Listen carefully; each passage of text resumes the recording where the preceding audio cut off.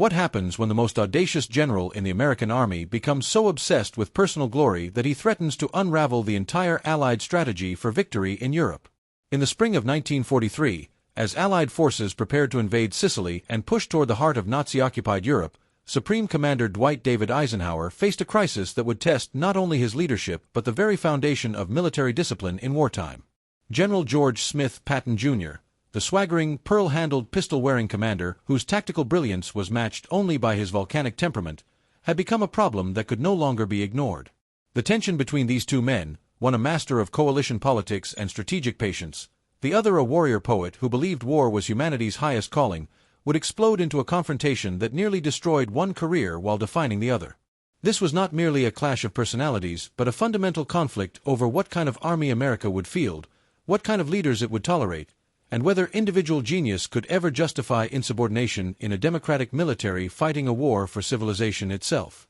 If you're captivated by this story of leadership, ambition, and the difficult choices that shaped World War II, then subscribe to this channel right now, hit that like button to help this video reach others who need to understand this pivotal moment in history, share it with someone who appreciates the complex reality behind military legends, and leave a comment telling us what you find most fascinating about this clash between two of America's most important wartime commanders. The roots of this confrontation stretched back to the North African Campaign of 1942 and early 1943, where Patton had first demonstrated both his brilliance and his dangerous tendency towards self-aggrandizement. After the humiliating American defeat at Kasserine Pass in February 1943, where German forces under Erwin Rommel had shattered inexperienced American units, Eisenhower had turned to Patton to restore the fighting spirit of the Second Corps. Patton arrived at the front on March 6, 1943, and within days had transformed a demoralized force into an aggressive, disciplined fighting machine through sheer force of personality, brutal enforcement of military standards,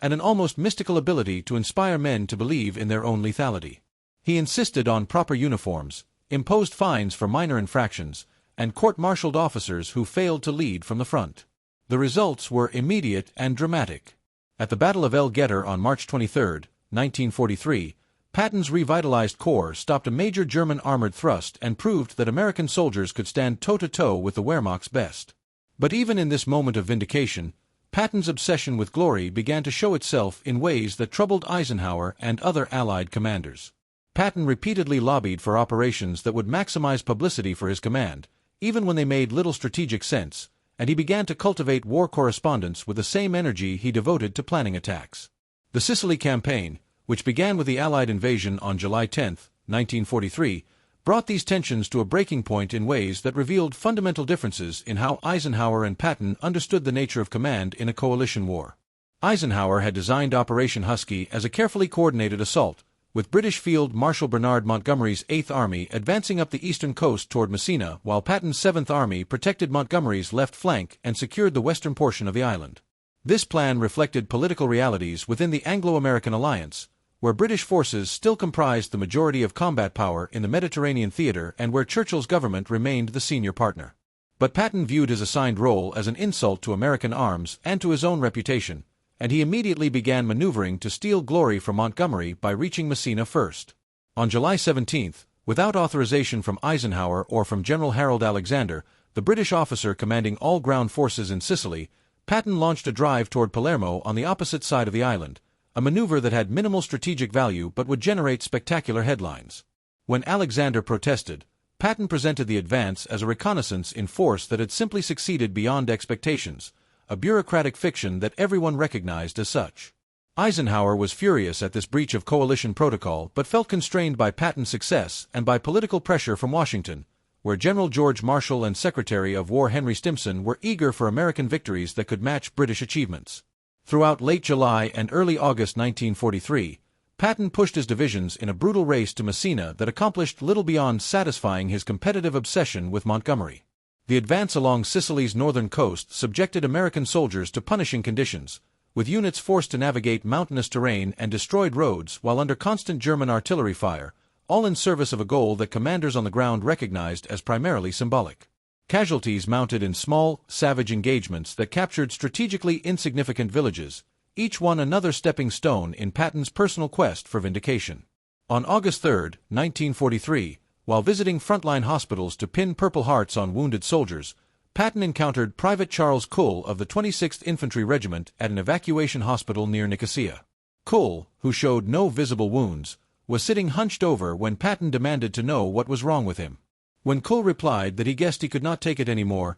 Patton exploded in rage, slapped the soldier across the face with his gloves, grabbed him by the collar, and physically threw him out of the tent while screaming that he would not have cowards in his army contaminating brave men. A week later, on August 10th, at the 93rd Evacuation Hospital near Sant'Agata, Patton repeated this performance with even greater violence when he encountered Private Paul Bennett, another soldier suffering from what would today be recognized as combat stress reaction. This time, Patton not only slapped Bennett but pulled out one of his famous ivory-handled revolvers and threatened to shoot the soldier on the spot for cowardice.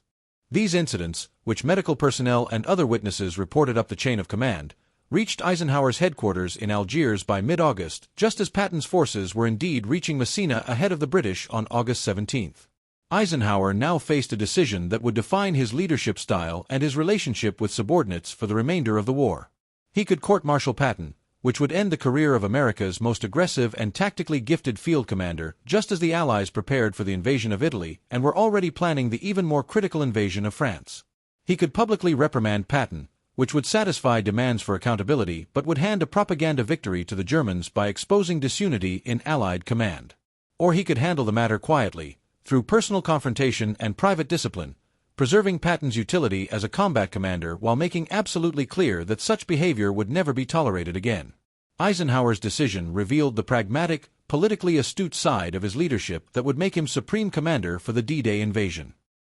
He wrote Patton a scathing private letter on August 17th, the very day Patton entered Messina in triumph, ordering him to apologize personally to the 2 soldiers he had assaulted, to the medical personnel who had witnessed the incidents, and to every division in the 7th Army. The letter left no doubt about Eisenhower's view of what had occurred, describing Patton's actions as potentially subject to court-martial and stating flatly that such behavior was intolerable regardless of whatever pressures of command Patton believed justified it.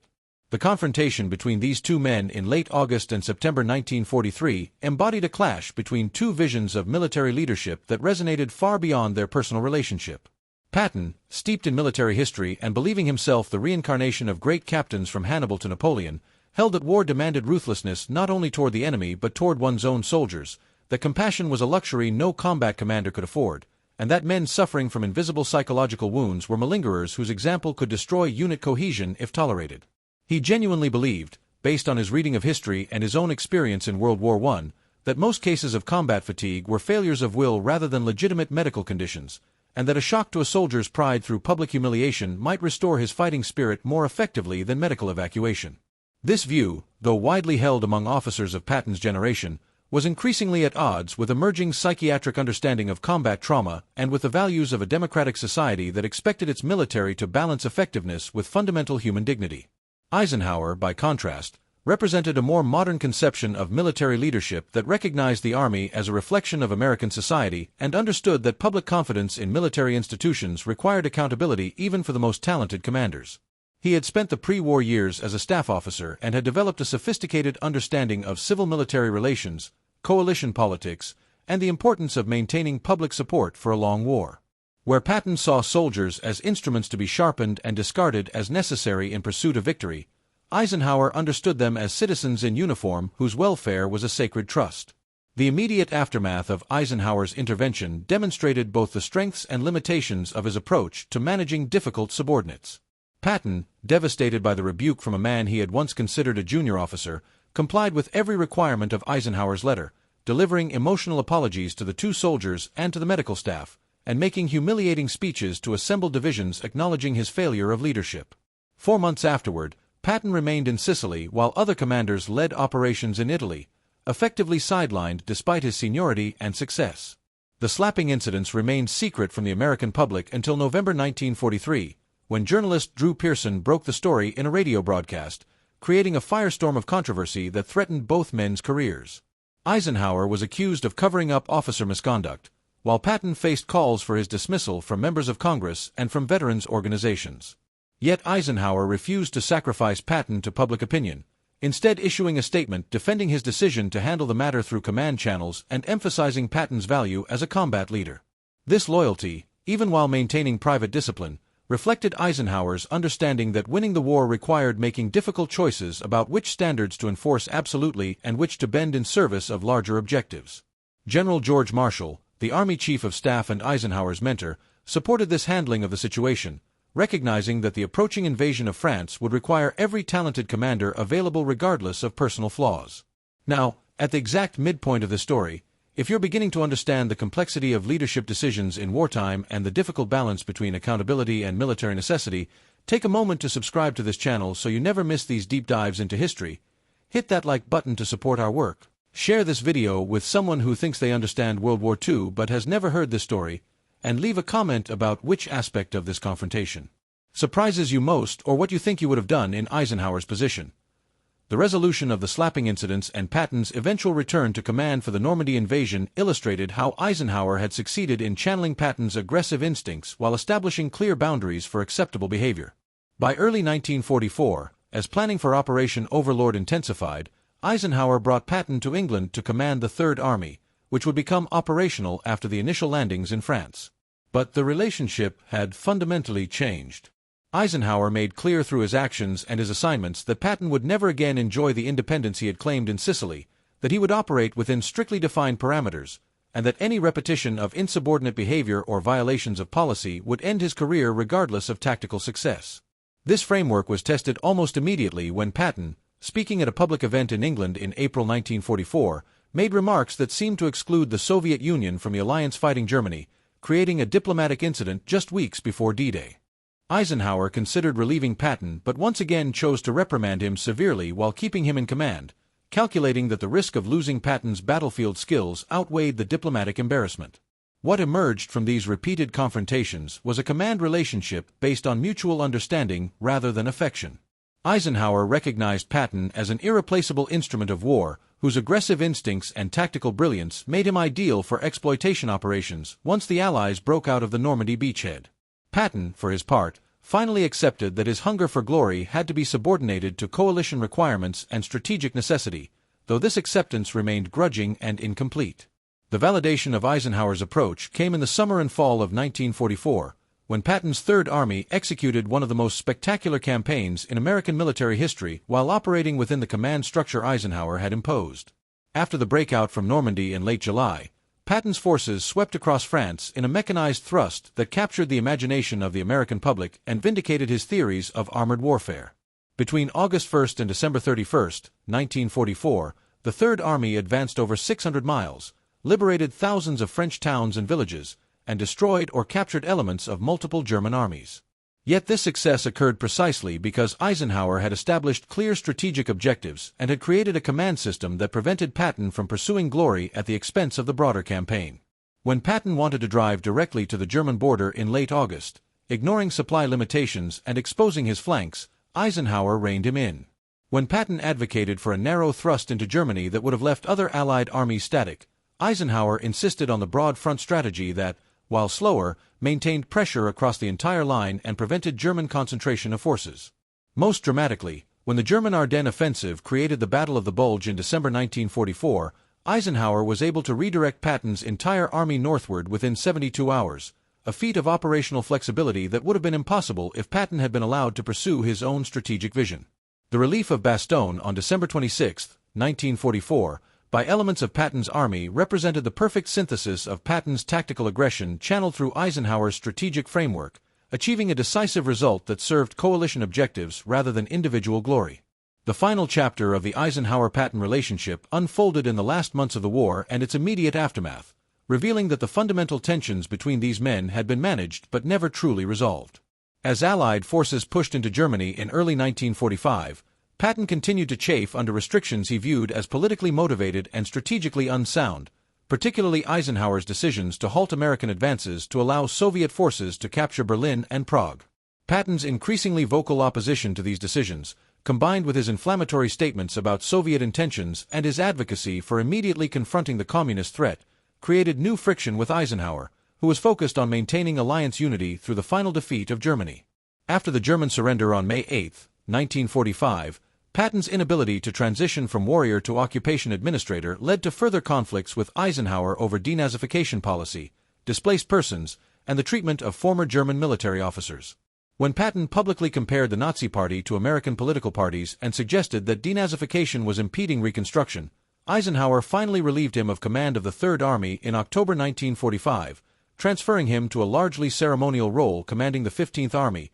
which existed primarily to study the war's lessons. This quiet removal, conducted without public rebuke but with unmistakable finality, represented Eisenhower's ultimate judgment that Patton's utility had ended once the shooting stopped and that peacetime military service required different qualities than Patton possessed. Patton's death in an automobile accident in Germany on December 21, 1945, meant that the two men never had the opportunity for the kind of reflective conversation that might have occurred in later years, when the pressures of command had faded and both men could assess their relationship with greater perspective. The legacy of Eisenhower's handling of Patton offers enduring lessons about leadership, the management of talented but difficult subordinates, and the tension between individual brilliance and institutional requirements. Eisenhower's willingness to retain Patton despite repeated provocations, while maintaining clear boundaries and demanding accountability, reflected a sophisticated understanding that winning a global war required utilizing every available asset while never allowing individual commanders to place their own interests above strategic objectives or fundamental values. His approach balanced the competing demands of military effectiveness, political acceptability, and moral leadership in ways that have influenced American military culture ever since. The decision to privately discipline Patton for the slapping incidents while publicly defending his value as a commander has been endlessly debated by military historians, with some arguing that Eisenhower should have relieved Patton immediately to send an unambiguous message about the treatment of soldiers, while others maintain that removing America's most aggressive combat commander for an offense that did not directly compromise military operations would have been an irresponsible indulgence of peacetime standards in the midst of existential war. What seems clear from the perspective of 8 decades is that Eisenhower's judgment was vindicated by results, that Patton's contributions to Allied victory were substantial and perhaps irreplaceable, and that the command relationship Eisenhower established prevented Patton's worst instincts from undermining coalition strategy while channeling his aggressive genius toward decisive objectives. The fact that Patton never again struck a soldier, never again launched unauthorized operations, and never again placed personal glory above assigned missions after August 1943 suggests that Eisenhower's confrontation achieved its intended effect of modifying behavior while preserving capability. As we reflect on this confrontation between Dwight Eisenhower and George Patton in the crucible of World War II, we see a story that transcends the personal drama of two strong-willed men and illuminates fundamental truths about leadership in times of crisis, about the difficult choices democratic societies must make when waging total war, and about the price of both genius and discipline in military affairs. The hunger for glory that drove Patton to tactical brilliance also drove him to behavior that violated the values American forces were fighting to defend, and Eisenhower's challenge to that hunger represented not weakness but the strength to enforce standards even when doing so carried significant risk. Their relationship, defined by this confrontation in Sicily and shaped by its aftermath through the remainder of the war, demonstrates that effective leadership sometimes requires the wisdom to use flawed instruments without being corrupted by their flaws, to maintain institutional values without sacrificing operational effectiveness, and to make decisions based on complex calculations of risk and benefit rather than simple applications of rules. If this exploration of one of World War II's most significant leadership challenges has given you new perspective on how great events are shaped by the difficult choices of imperfect people, then take a moment now to subscribe to this channel so you can join us for more stories that reveal the human reality behind historical turning points. Hit that like button to ensure this content reaches others who need to understand these lessons. Share this video with someone who would benefit from seeing how real leadership works in conditions of extreme pressure, and leave a comment telling us what you found most surprising or what detail you never knew before about the relationship between these two giants of American military history.